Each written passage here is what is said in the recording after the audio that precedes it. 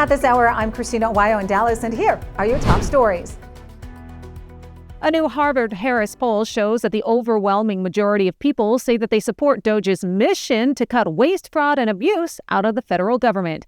In fact, according to the poll, 72% polled say they think the government is packed full of waste and abuse and support cutting at least $1 trillion from federal spending. 77% support a full review of all government spending. 60% polled say they support DOGE and feel that Elon Musk is succeeding in making major cuts. 66% say Democrats should join the mission to cut government waste, and 83% say the government should balance the budget. Representative Andy Olgos has introduced an impeachment resolution against a federal judge who blocked President Donald Trump's executive order to remove all gender ideology from federal websites. The article of impeachment says U.S. District Judge John Bates' conduct in the case was so utterly lacking in intellectual honesty and basic integrity that he is guilty of high crimes and misdemeanors.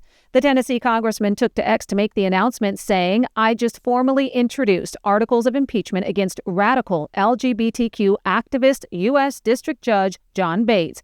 His attempt to block President Trump's order to remove web pages containing resources for gender-affirming care from government sites is appalling. At no point in American history," he said, "has the judiciary considered the surgical or chemical castration of healthy children to be compelling or even legitimate health concern, and it shouldn't start now. We must protect our children from predators like Judge Bates." Earlier this month, Bates agreed with a left-leaning physicians group that said President Trump's executive order recognizing only two sexes likely violated federal law when they took down the various web pages. Many are now calling for property taxes to be abolished nationwide after Florida Governor Ron DeSantis announced in a news conference that he's pushing to end property taxes in Florida. Watch. Okay, you've paid off the mortgage, you bought the land, you've been taxed many times.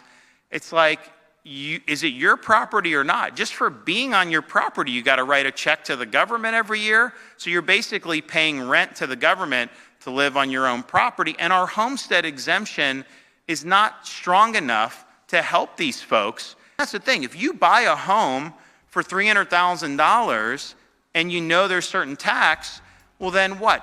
10 years later, they say it's worth $700,000, and so you're paying more. And a lot of people can't afford that. So I think that that's a big issue, and I know we're going to be really looking at ways to bring people relief from that. That's what you need to know at this hour. In Dallas, Christina, Salem News Channel.